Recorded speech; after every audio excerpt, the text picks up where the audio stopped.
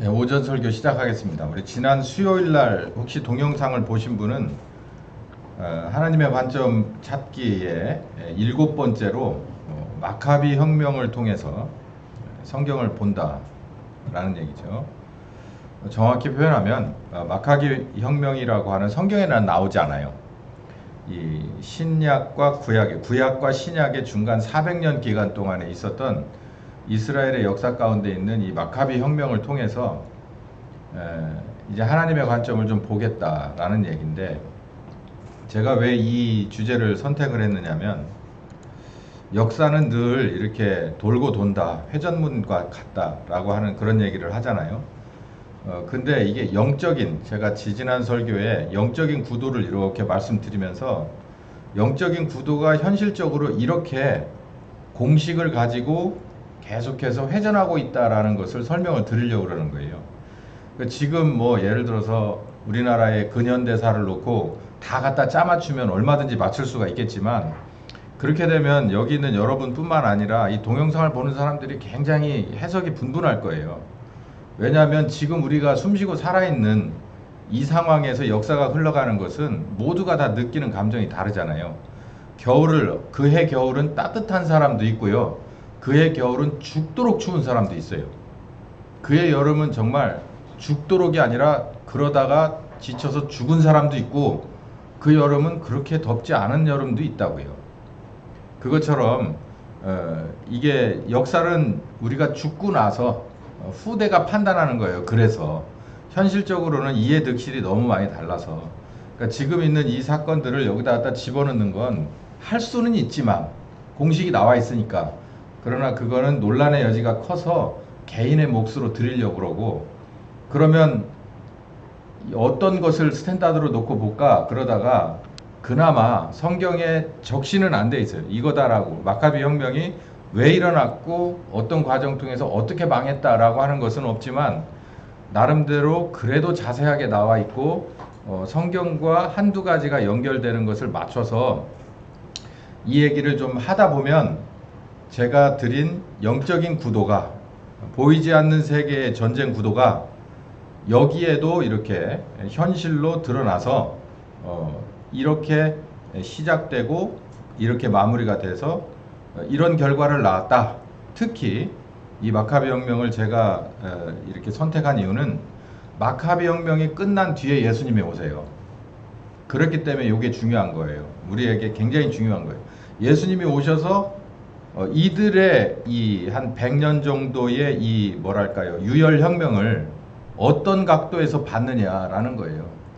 그래서 요걸 연결해 보면 지금 이제 일정한 공식이 여러분에게 잡힐 거고, 그걸 가지고 여러분이 살아오신 우리나라의 근현대사를 쭉 보시고, 특별히 그 안에서 우리 개신교의 역사를 가만히 보시면, 아하, 예수님이 지금 여기 마카비 혁명 후에 예수님이 실제로 오셨잖아요. 그래서 성전에 들어가셔서 온갖 일을 하셨는데, 예수님이 지금 우리가 살고 있는 2024년에 특별히 이 한국교회를, 개신교회를 어떻게 보고 있을까라고 하는 것을 여러분이 찾아낼 수 있는 것이, 거기에 도움을 드리는 것이 제 설교의 목표예요. 이거 굉장히 중요하겠죠. 이게 바로 마음의 눈입니다. 지혜와 계시의 정신이고 마음의 눈이에요. 저게 없으면 누군가에게 질질 끌려다닐 수밖에 없어요. 그냥 자의로 쫓아다니고 타의로 끌려다닐 수밖에 없는 상황이에요. 저는 제가 담당하는 여러분이 그런 사람 되는 걸 원하지 않습니다. 이거 굉장히 중요한 거라서 수요일 날 했던 것은 보신 분도 꽤 계실 테니까, 못 보신 분들은 가서 보시면은 복습이 되실 거고, 빨리 진행하고 오늘 드릴 말씀만 이제 두 번에 나눠서 드리도록 할게요. 마카비 혁명을 통해서 하나님의 관점을 봅니다. 전쟁 구도가 어떻게 펼쳐지느냐는 거예요. 예수님에게는 이 정적들이 있었어요. 정치적인, 그리고 영적인, 그러니까 이 눈에 보이는, 눈에 보이지 않는, 그리고 세상에 예수님이 나타나셨을 때는 정치적인 의도에서 예수님에게는 적들이 꽤 있었어요. 마태복음에 보면 21장에 보면 그 적들이 쫙 나와서 라인업을 하고 있어요. 맨 앞줄에 성전을 담당하는 대제사장들과 장로들이 나왔어요. 여기 굉장히 중요한 게 성전을 중심으로 펼쳐지는 암투예요. 성전을 직접적으로 선점하고 있던 건 제사장들이라고. 그리고 장로들. 이 둘이 합세해서 어떤 당시에 마카비 혁명이 어떻게 이루어졌던지 그 얘기를 제가 드릴 텐데, 이 결과로 인해서 결국은 현실이 어떻게 됐냐. 우리나라 독도를 현실적으로 지배하는 건 누가 지배합니까? 우리나라 이 경찰들이 지배하죠. 그것처럼 옆에서 아무리 독도가 누구네 땅이네라고 말하고 옳다 그러다 얘기해도 현실적으로 거기에 꽂혀 있는 국기는 대한민국 국기예요. 그리고 대한민국에 무력이 들어가 있어요. 거기서 만약에 문제가 생기면 이건 굉장히 큰 문제가 생길 겁니다. 어떤 나라가 옆에 와서 붙든 간에. 현실적으로 어떻게 됐느냐. 이 예루살렘 성전도 현실적으로 예수님 당시에 누가 지배하고 있었다는 거예요? 대제사장과 장로들. 이걸 사두개인이라고 합니다. 그러면은 성전을 뺏긴 이 헤게모니 싸움에서, 그러니까 주도권 싸움에서 뺏긴 쪽은 어딜까? 그 유명한 바리새인이에요. 그리고 굿이나 보고 떡이나 먹는 애들이 있었어요. 그게 바로 헤롯 땅입니다. 이런 배경을 제가 오늘 적나라하게 말씀드릴 텐데, 이 모두가 색깔은 다르고 모양은 다르지만 모두가 예수님의 뭐였다는 거예요? 친구? 아니에요. 다 예수님의 적이었다는 거예요. 여기 사두개인 나오죠. 율법사 나오죠. 헤롯과 빌라도 나오죠. 제가 말씀드린 대로 세 쪽이에요. 사두개인, 성전을 선점하고 있는 사두개인, 그리고 율법을 선점하고 있는 바리새인, 그리고 그 밑에 졸개들 여러 서기관이 있고 율법사 있고 장로들 있고 다 거기를 이제 알아서 이제 줄을 서는 거죠. 그리고 제 3열에 있었던 게 바로 헤롯이에요. 헤롯 왕. 그리고 옆에서 쳐다보면서 누가 이기든 상관없어, 나는 그냥 지배권만 가지면 돼라고 하는 로마 총독이 있었어요. 그리고 특별하게 사도행전 5장에 보면 이 교법사가 나오는데요. 이 가말리엘은 사실상 어느 쪽 사람이냐면 바리새인 쪽 사람이에요. 율법을 가지고 성전을 선점하지 못했기 때문에 율법을 가지고 거기에다가 나름대로 본부를 차린 그런 바리새인들의 사실상의 수뇌부입니다. 수뇌부에 또서도 사실상 끄트머리 있는 사람이죠. 이 사람이 이런 식이었다라는 것은 제가 여러 차례 설교를 통해서 말씀드렸어요. 보통 사람 아닙니다. 이게 어떻게 보면 이 가말리엘은 아주 좋은 사람으로 포장되어 있지만, 이 사람을 앞뒤를 잘 보면 좋은 사람 플러스 알파가 더 있는데 굉장히 정치적인 사람이에요. 그럴 수밖에 없는 겁니다. 이 가말리엘이 존경받는 사람이라니까 진짜 가말리엘 선생님하고 이렇게 마음속에 존경보다는 그럴 수도 있어요. 예나 지금이나 아무것도 잘 모르고 그냥 권위에 머리 숙이는 사람들은 있으니까. 그런데 사실 이 사람은 여기 38절을 제가 읽으면서 뭐냐면 이 사람 상당히 정치적인 사람이다. 이해득실을 빨리, 그리고 그러니까 제가 얘기하잖아요. 여든 야든 선거만 있다 그러면 이렇게 자타로, 그러니까 스스로도 아니면은 타인의 추천을 받아서 이렇게 맨날 세워지는 선거대책위원장, 이런 사람들이에요. 정치구단. 이런 정도 수준인 거예요, 이 사람이. 근데 이 사람은 어느 쪽 사람이냐면 바리새인 쪽 사람입니다. 율법 가지고 쥐 흔드는. 사내들인 공회는 일종의 예루살렘에 있었는데, 로마가 모든 정치 권한과 군사 권한 그리고 치안 권한을 다 가지고 있잖아요. 그런데 나름대로 유대인 자치의 이런 이 법률기관이었어요. 그러니까 잘잘못을, 그러니까 유대교의 율법에 의해서 이건 잘했다 못했다를 판단해주는 그런 기관이죠. 이제 요즘으로 말하면 법원이에요. 법원. 여기 이제 공회원들이 있어요. 3인 재판, 우리 7인 재판 이렇게 얘기하듯이 그렇게 모이는 사람들입니다. 이 사람들은 주로 성전에 모였으니까 대제사장들과 서기관들이 모였어요. 이건 사두개인들 쪽이죠. 이제 그 산헤드린 공회에는 사실 가말리엘도 초청을 받고 그랬습니다만, 어쨌든 이 이스라엘 당시에 네로라라고 하는 사람들이 다 모여서 잘잘못을 가리면서 우열을 가리는 그런 모임이 있어서 산헤드린 공회. 이것도 예수님의 우호적인 사람들은 아니었다. 이스라엘의 그 역사를 발췌를 해서 어디서부터 1대 왕인 사울, 2대 왕인 다윗, 3대 왕인 솔로몬, 그리고 네 번째 왕조에 와가지고 나뉘어집니다. 르호보암, 여로보암. 그래서 남쪽에는 베냐민과 그리고 유다 지파가 둘이 하나로 연합을 해서 다윗의 전통을 이어받은 남유다가 되고요. 그리고 북이스라엘은 나머지 10개가 다 모여가지고 이제 따로 나라를 차립니다. 독립을 해버리는 거죠. 분열이 된 거예요. 이유는 세금 문제예요.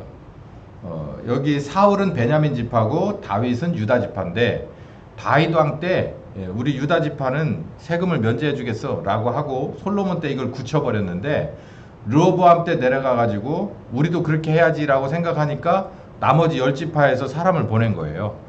야, 니네 아버지 할아버지는 우리한테 세금 더 내라고 했는데 니네는 안 낼 거냐 이번에도? 안 낼 건데 그러니까는 진짜로? 그러니까는 안 내는 것뿐만 아니라 더 가중시켜 줄 건데 이렇게 나갔어요. 물론 싸움은 벌이지 않았지만 그래 그러면 좋게 헤어져. 그래가지고 아까 말씀드린 대로 베냐민과 유다가 남쪽을 그리고 북쪽에서 10개 지파가 다 연합해서 나라를 그러면 우리 오늘부터 갈라. 그래서 남유다, 이른바 남유다 왕국, 그 다음에 북이스라엘 왕국이 됩니다. 그래서 남쪽에는 다윗의 자손인 르호보암이 그리고 북쪽에는 여로보암이 제가 볼 땐 뭐 다 한 끗 차이인 것 같아요. 이름이.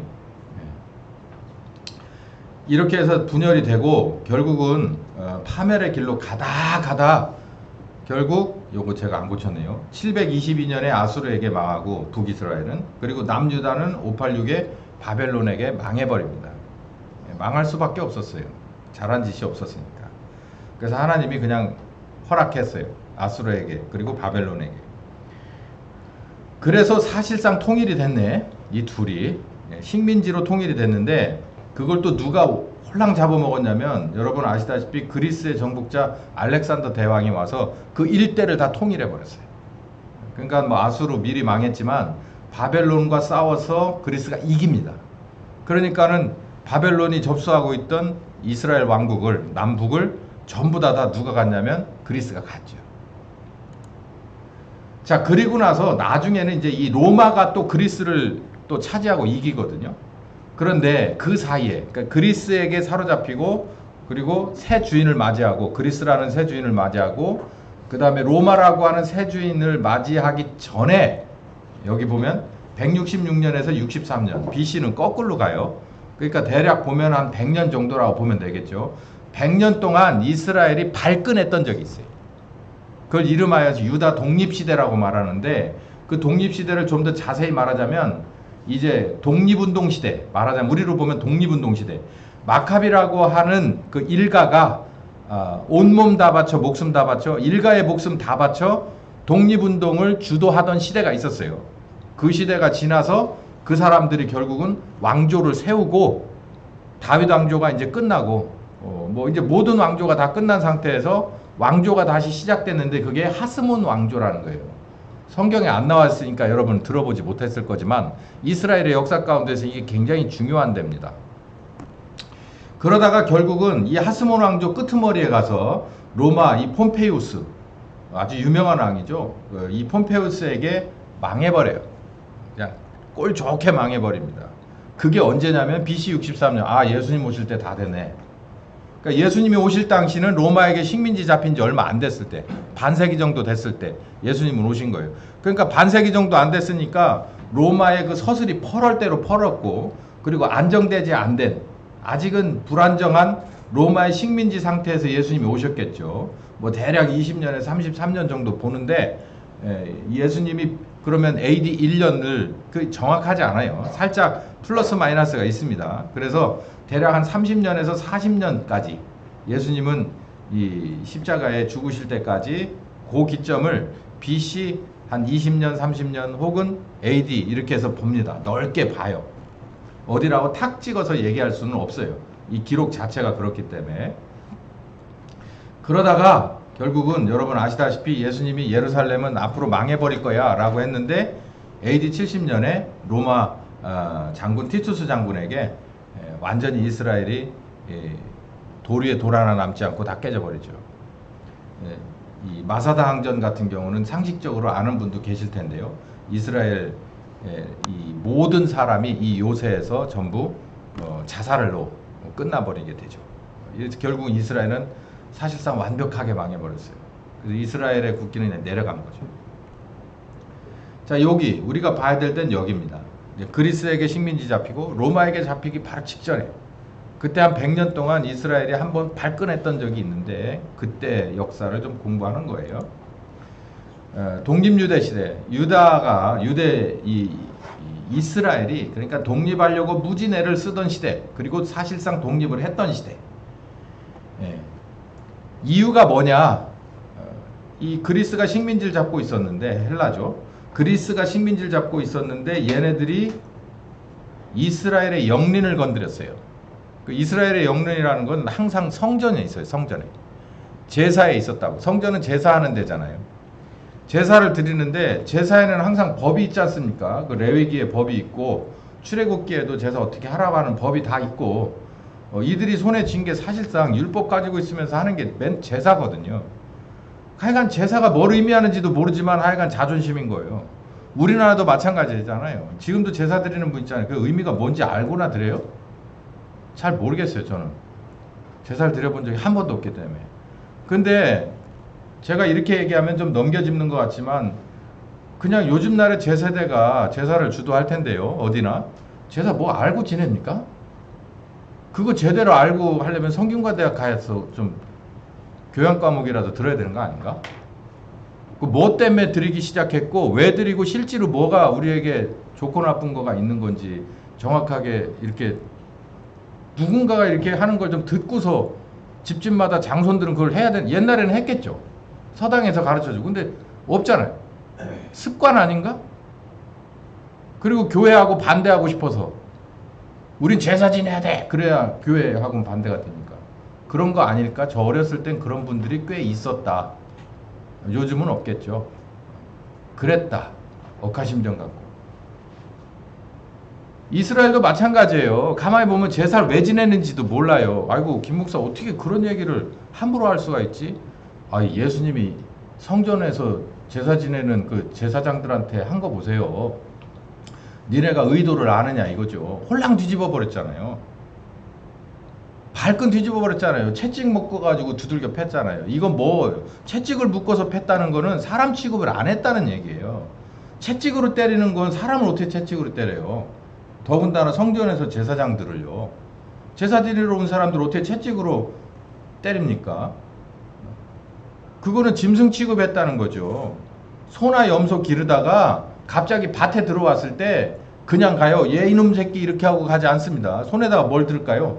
부지깽이라도 듣고 가잖아요. 가가지고 막 어머니 할머니들 막 이놈 새끼 막 해가면서 때릴 수 있으면 궁둥장이라도 때려야 되는데 못 때리면 어디라도 때려. 땅바닥이라도 때리잖아. 지금 예수님도 그런 거예요. 마구 두들겨 팬 거예요. 이게 니네가 사람이냐? 이렇게 한 거예요. 니네가 사람이냐라는 얘기는 아마 했을 수도 있어요. 성경을 보면 굉장히 과격해요. 예수님이. 그러니까 이 제사장들이 뭘 알고 제사를 드리기나 했겠습니까만 그게 자기네들에게는 자존심이었었죠. 그리고 이게 우리들의 이 이스라엘의 전통이고 이게 바로 우리들의 그리고 국뽕을 계속 자극하는 거죠. 그걸 갖고.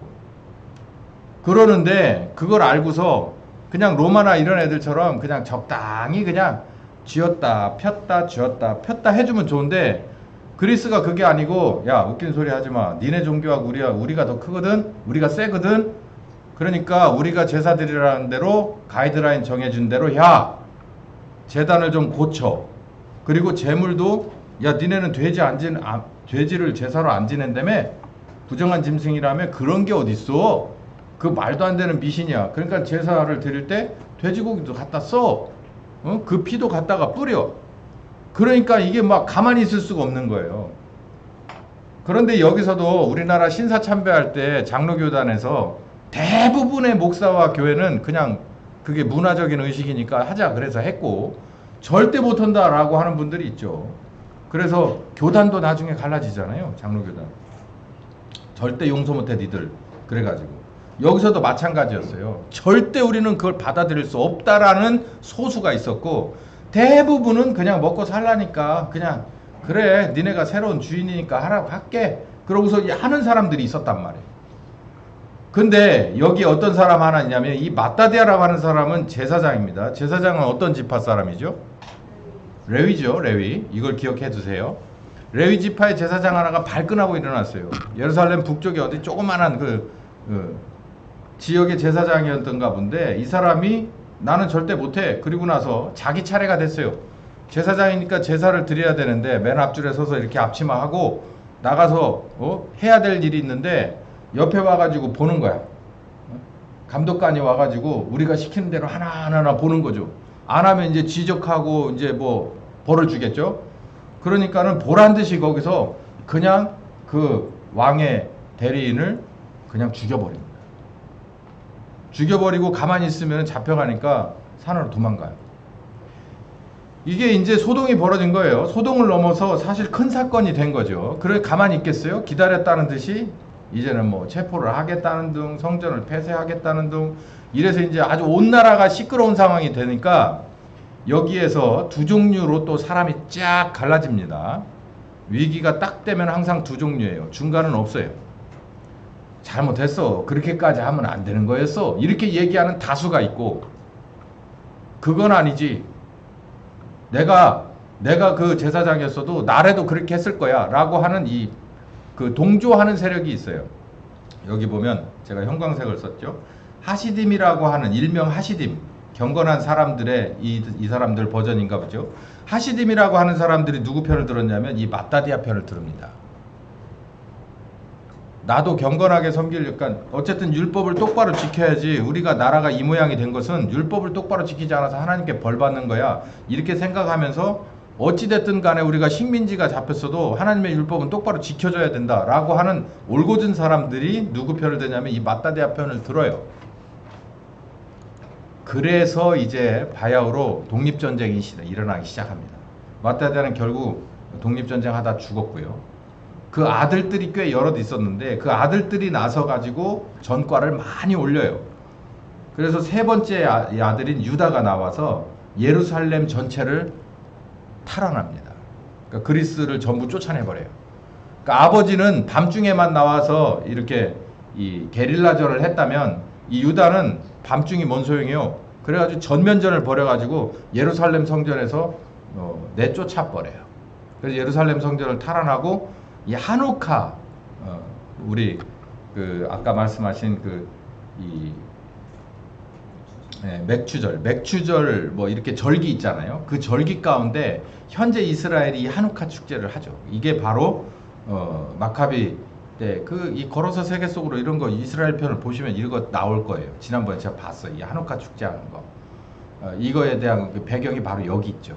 종교자유를 획득한 기념으로 빛의 축제, 그래서 하누카 축제라고 이름해서 8일 동안을 기념합니다. 그리고 결국은 전투 중에 장렬하게 사망을 하고 또 뒤이어서 막내가 요나단이 또 들어와서 이 점점점 이제 이스라엘을 예루살렘을 중심으로 해서 이제 이 세력을 확대해 가다가 어디까지 가느냐면 이 시도를 해요. 정치와 종교 지도자를 통합을 합니다. 그러니까 이스라엘은 원래 사무엘이라고 하는 종교 지도자가 있었고 하나님 편에서 있는 제사장이 있었고 그리고 다윗이라고 하는 왕이 있었죠. 그래서 둘이 협의체가 돼 있었어요. 그런데 이게 하나로 합쳐지는 거예요. 여기 와가지고 요나단이라고 하는 이 마카비 혁명의 그 두 번째 섰던 사람이 정치권과 종교권을 모두 한 사람이 가지고 가게 돼요. 그러니까 정말 막강한 파워가 되는 거죠. 이거를 이루어냅니다. 그리고 물려줘요. 결국은 암살당해서 끝났는데 오래 있지 못하고 그리고 이제 둘째 형이 이어받아가지고 결국 어디까지 가느냐면 이 최고 지도자의 권위를 가지고 완벽하게 이스라엘의 고토를 회복을 해요. 근데 그냥은 안 돼. 지가 아무리 그래도 이스라엘 안에서 그냥 방한 퉁수지 그 그리스라고 하는 나라를 아무리 시들어 빠진 그리스라고 해도 그걸 이겨내기가 쉽지가 않죠. 그래서 누굴 끌어들이냐면 신라가 당나라를 끌어들이듯이 로마군을 끌어들입니다. 당시에 그리스는 이렇게 시들어가는 꽃이었고 로마는 피는 꽃이었었어요. 그랬을 때 정치력이 뛰어나요. 그래서 이 시몬이 가서 로마에게 가서 손을 잡습니다. 내가 도와줄 테니까 우리나라에 있는, 우리 지금 영역에 있는 이 그리스를 좀 패퇴시켜주면 안 되겠냐. 니네한테 손해볼 거 없잖아. 우리하고 잘 지내면. 그 니네는 나라가 세력이 더 커지는 거니. 오케이. 그래가지고 와서 연합해가지고 고토를 회복을 해요. 그리고 나서 이제는 이름뿐인 게 아니라 정말 명실공히 나라의 땅도 영토도 확실하게 가진 회복한 최고 지도자로서 등극을 하며 이제 하스몬 왕조의 첫 번째 하스몬 왕조가 시작되기 시작하는 거예요. 여기서. 그러니까 다윗의 왕조 뭐 이런 거 이제 끝나고 하스몬 왕제가 시작되는 거예요. 그러니까 이스라엘의 자치권이 완벽하게 세워진 거죠. 시몬이라고 하는 사람을 통해서 그렇게 됩니다. 근데 정말 재밌는 게 보면 여기 보면 얘도 암살당하고 전투 중에 죽고 뭐 그건 전투 중에 죽었다니까. 암살 이게 참 희한해요. 이 정치라고 하는 게 정치하고 이 뭡니까 이 종교하고 같이 가지고 있으니까 이게 주로 암살당하는 거예요. 참 재밌어요. 이 역사가 참 재밌습니다. 그 시몬이 어마어마하게 나라를 넓혀놓고 이제 나라의 완벽한 정치적인 그리고 종교적인 모든 것을 안정권 안에 집어넣고 나서 이 하스몬 왕조의 일대 왕이 되는데, 그리고 나서 이제 암살당해서 죽고 나서 그 다음에 문제가 된 게 바로 이 두 번째 요한 힐카누스라는 거예요. 여기 이름을 가만히 보시면 이름들이 이제 더 내려가 보면요, 여기 힐카누스라고 붙었는데 아리스토블루스, 아리스토블루스 많이 누구 어디서 들어본 이름이네. 이름이 유다는 유대인의 이름이 맞아요. 근데 아리스토블루스 하면은 왠지 유대인의 이름 같진 않아요. 이게 그리스 계열의 이름인 거예요, 이게. 그러니까 이게 뭐냐면 자기네들이 아무리 봐요. 요한 힐카누스 자기네들이 아무리 뭐를 주장했어도 이스라엘의 정통성을 주장하고 이스라엘의 독창성을 주장했어도 그 당시 문화의 모든 주도권은 누가 가지고 있었다는 거예요. 헬라가, 그리스가 가지고 있었고 그 다음에 로마가 가지고 있는 거예요. 그러니까 지금도 마찬가지예요. 대한민국이 뭐 K 뭐라고 해도 있잖아요. K 다음에 R이랑입니까? K 다음에 뭐죠? 팝이잖아요. 팝이 우리나라에서 온 건 아니에요. 우리나라의 독창적인 건 아니에요. 팝이라고 하는 범주 안에서 뭐가 도드라지는 거예요? 우리가 도드라지는 거예요. 여기도 똑같은 상황이 된 거예요. 이 문화라고 하는 게 참 재밌습니다. 그래서 요한 힐카누스라고 하는 플러스가 되게 이름이, 이 사람이 이름값을 해요. 이 시몬의 장남, 일대 왕의 장남이었는데 아버지가 암살당하고서 힐카누스가 들어와서 대대적으로 바꿉니다. 그러니까 이성계가 회군해가지고 나라를 세우고 나서, 조선을 세우고 나서 그 조선을 반석 위에 올렸다고 우리가 어디 역사에서 배우는 왕이 누굽니까? 세종이잖아요, 세종. 그것처럼 이 힐카누스가 나타나가지고 하스몬 왕조를 반석 위에 세워요. 근데 그 반석이 율법 위에 세우는 반석은 아니었어요. 최소한 누가 보기에? 바리새인들이 보기에. 이건 아닌데? 라고 하는 거예요. 근데 이 힐카누스가 하는 짓이 너무나도 반가운 사람들이 있었어요. 그게 누구냐면 사두개인들이에요. 이해득실 차이예요. 이해득실 차이. 내가 손해보고 내가 이득보고 이 차이에 따라서 왕이 하는 저 정치를 찬성하고 반대하고 한단 말이에요. 보자고. 어떤 일을 했냐. 자기 아버지가 시몬이 고토를 회복해놨어요. 근데 치안도 불안하고 먹고 살 것도 없고 그러니까 이거 안정시키고 번영하는 것이 자기에게 주어진 사명이다라고 생각했는데, 아까 말씀드린 대로 요한이면 요한으로 가지 왜 힐카누스가 거기 들어가 이름이. 그것처럼 유대인이면 유대인답게 율법을 중심으로 성전을 중심으로 하나님 중심으로 살궁리를 했으면 될 텐데 그렇지를 않아요. 그걸 잘했다 못했다를 떠나서 이 마카비 혁명을, 독립운동을 지지하던 하시딤들은 그걸 원했다고요. 그래서 망치 들고 나온 제사장을 도왔단 말이에요. 목숨 걸고 따라다니면서 독립운동을 했는데 독립이 돼가지고 고토를 회복하고 난 정치 첫 번째 아들 요한 힐카누스가 나와서 어디 편을 드는 것 같으냐면 자기네들이 볼 땐 성전 율법을 제외하고 이선으로 밀고 뭐를 따라가자라는 거예요. 헬라를 따라가자, 그리스 문화를 따라가자라고 하는 것처럼 보이고 실제로 그래서 이름이 반절이 유다고 반절은 헬라잖아요. 여기 보니까 군사 경제 안정과 번영을 찾기 위해서 뭐를 종교를 정치적인 도구 정도로 사용했어요. 실제로. 그러다 보니까 헬라 문화를 적극적으로 수용을 할 수밖에 없었어요. 여러분 생각해 보세요. 싫든 좋든 가만히 생각해 보세요. 우리나라 지적도 지금 문제가 많아요. 예. 경계측량하면 틀린 데가 더 많아요. 근데 그 지적도 누가 시작했어요?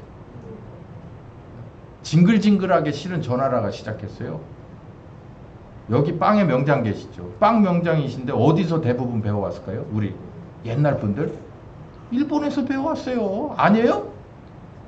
빵은 뭐 어디 포르투갈에서 일본서 배웠어요. 우리가 어디 포르투갈 가서 배워왔어요.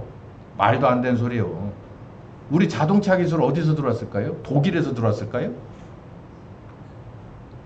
다 여기서 왔어요. 다. 웬만한 건 다 여기서 왔어. 뭐 철도 까는 얘기 이런 얘기 하면은 나는 아주 말아 먹으려고 할 테니까. 근데 어떻게 사실이 그런데. 여기도 그런 일이 있잖아요.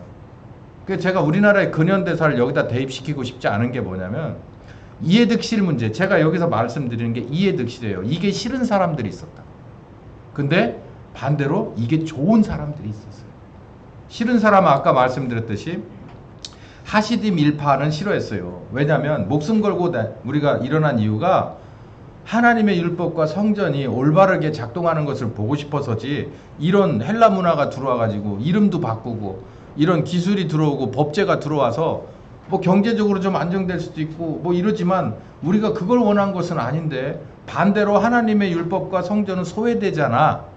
이렇게 생각한 아주 싫은 사람들이 그렇게 명분을 걸고 싫어하는 사람들이 바리새파예요. 이름이 싹 바뀌어서 바리새파가 돼요. 그러니까 이 사람들은 항상 입만 열면 뭐가 나와요? 율법과 하나님의 성전 이게 나오는 거예요. 근데 이 힐카누스가 하는 일이 참 잘하는 일입니다 라고 하는 사람들이 사두개인인데 이 사두개인들은 왜 그랬느냐 하면은 잘 보세요. 아까 이 요한과 이 마카디아가 어느 족속 출신이라고 그랬죠? 제사장인데 레위족이라고 그랬잖아요. 레위족은 율법에 딱 명시가 돼 있어요. 제사는 누가 드려라. 어디서만 나와라. 제사장은. 레위지파에서만 나오게끔 하나님이 딱 정해준 게 있다고요. 그러니까 레위지파는 자기 밥 벌어먹을 그 기업체가 어디예요? 성전이란 말이에요. 성전. 성전에서 주 업무, 보조 업무를 해가면서 거기서 나오는 걸 가지고 먹고 사는 사람들이에요. 근데 그러던 사람이 반란을 일으켜서 독립을 시키고 왕이 돼버렸어. 그러니까 자동적으로 자긴 레위지파니까 성전은 자기 거고 그리고 뭐까지 자기 거가 된 거예요. 정치까지 자기 거가 된 거예요. 그러니까 그 일가들이. 그러니까 여기서 사두개인들은 대부분 어떤 지파 사람들이었을까요? 레위 사람들이겠죠. 레위 지파 사람들. 그 레위 지파 사람들이 그룹을 이뤄가지고 누구를 완벽하게 지지하는 거예요. 이 하스몬 왕조를 지지할 수밖에 없죠. 왜요? 자기네들은 일단 성전은 자기네 기업체고 밥 벌어 먹을 수 있는 기업체고 기업이고 그리고 어디까지 확장을 했으니까 정치까지 확장을 했잖아요. 양쪽을 모두 가졌잖아. 그리고 나서 여기 세습을 해버려요. 그러니까 세습은 어차피 제사장직으로서 레위로서 내려가는 거니까 세습이라 말할 것도 없고 그건 아예 공식화된 세습이에요. 하나님이 명한 세습이고 여기서는 뭐가 세습이냐면 왕족이 세습인 거예요. 나라가 제 궤도에 올랐으면 하스몬 왕조를 세울 게 아니라 정치는 떼어줬어야 돼. 정치까지 가지라고 하나님이 안 했잖아요. 근데 여기서 정치만 떼어서 줬어도 하시딤들이 정치를 잡으면서 지금 이란이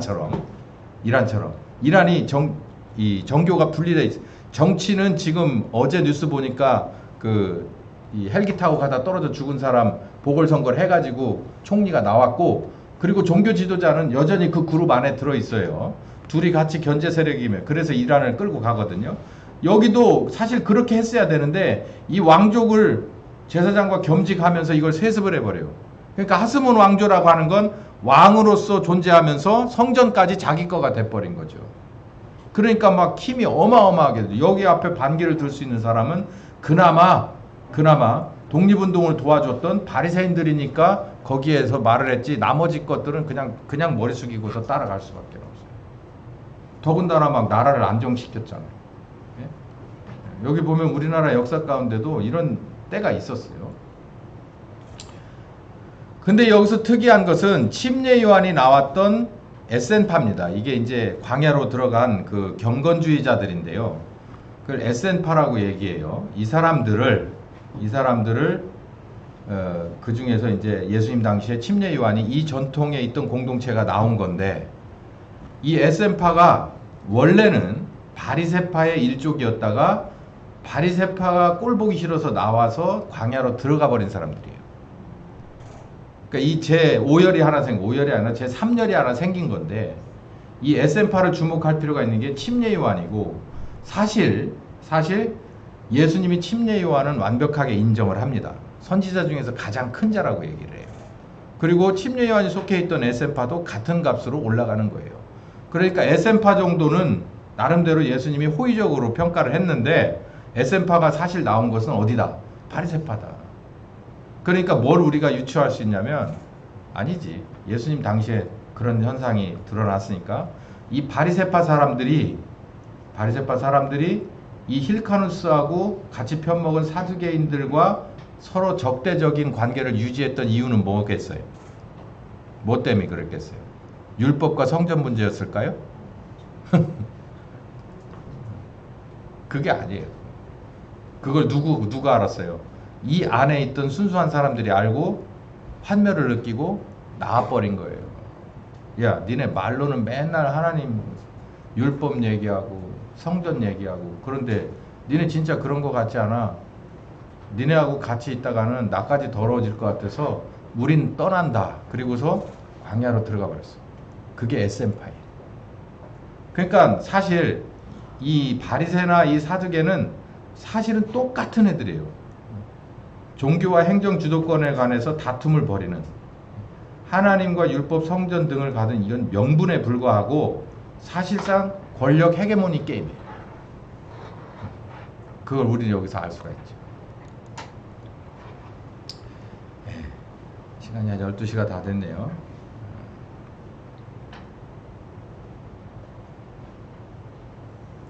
여기서부터는 이제 뒤에 할 텐데, 또 2부에는 좀 시간을 좀, 오늘 또 여전도에 회의가 있어가지고 할 얘기가 좀 여기 뒤에 많은데, 어쨌든 뭐 2부로 넘겨야겠죠. 자, 저는 이 긴 설교를, 그러나 굉장히 중요한 설교를 다시 한번 이렇게 리뷰하면서 시작했는데요. 제가 미리 당겨서 결론을 말씀드리고 싶은 거예요. 첫 번째, 역산 돌고 도는 게 맞다. 그리고 영적인 구도 싸움은 예수님이 창세기 3장 하나님이 창세기 3장 15절에 아담과 하와에게 그 삶을 평가하면서, 그 범죄를 평가하면서 하셨던 말씀처럼 영적인 그 구도는, 전쟁의 구도는 면면이 지금까지 뭐 지역과 그리고 시간을 초월해서 같은 판이 벌어지고 있다. 특히 이 마카비 혁명과 그리고 이 마카비 혁명 이후에 예수님이 같이 붙은 한 케이스인데, 이 상황을 자세히 들여다보면 지금 2024년에 이 대한민국의 역사와 그리고 개신교의 역사를 그 안에 대입시켜 보면 딱 맞는다. 왜 그렇게 하는데요? 그렇게 할 필요가 있을까요? 왜냐하면 예수님이 마지막에 등장을 해서 바리새인은 바리새인대로 평가하고 사두개인은 사두개인대로 평가를 해요. 그리고 예수님이 당신의 길을 걸어가시는 것을 우리가 제자들이 따랐고 우리들이 따라가기 때문에 그래요. 그래서 우린 바리새인도 명확히 알아야 되고 사두개인도 명확히 알아야 되고 예수님도 명확히 알아야 된다는 거예요. 그래서 이 역사를 우리가 가만히 보고 지금 우리 눈으로 보이지 않는 몸을 입으신 예수님은 이 땅에 더 이상 안 계시지만 성령으로 오셔가지고 우리를 인도하시는, 교회를 인도하시는, 신자를 인도하시는 그 성령님은 그 패턴으로 지금도 가고 있다는 얘기죠. 그러니까 양쪽의 역사를 모두 우리가 알고 지금의 역사를 분석해낼 줄 알아야 우리들이 갈 바를 흔들리지 않고 정확하게 갈 수 있다는 얘기예요. 이 교회의 갈 길이 정해진다는 얘기죠. 여러분들이 이 설교를 잘 들으셔서 거기까지 다 도달하시는 여러분 되시길 예수님의 이름으로 축원합니다. 귀하신 주님 감사합니다. 오늘 이렇게 날씨도 굽고 여러 가지가 요란스럽지만 정말 빠짐없이 다 여기 나와서 이 귀한 말씀을 듣습니다. 이 귀한 말씀 가운데 더 자세하고 중요한 말씀들 잘 지적해 주실 것은 성령께서 하시리라고 믿습니다. 최선을 다해서 알려주고 보여주지만 그보다 더 중요한 건 성령께서 함께 하시며 가르치시는 것이 더 중요한 것을 믿습니다. 그렇게 하실 줄을 믿습니다. 감사하고 예수님의 이름으로 기도했습니다. 아멘. 지금은 우리 주 예수 그리스도의 은혜와 아버지 하나님 극진하신 사랑하심과 성령님의 교통하시는 역사가 이제 정말 이 성경에 나오는 이스라엘의 몸부림 그 역사 가운데서 예수님을 발견하고 그리고 오늘의 역사 가운데서 예수님을 올바로 따라가기 작정하는 한 10년과 가정과 교회 후에 함께 하시길 예수님의 이름으로 축원하옵나이다. 아멘.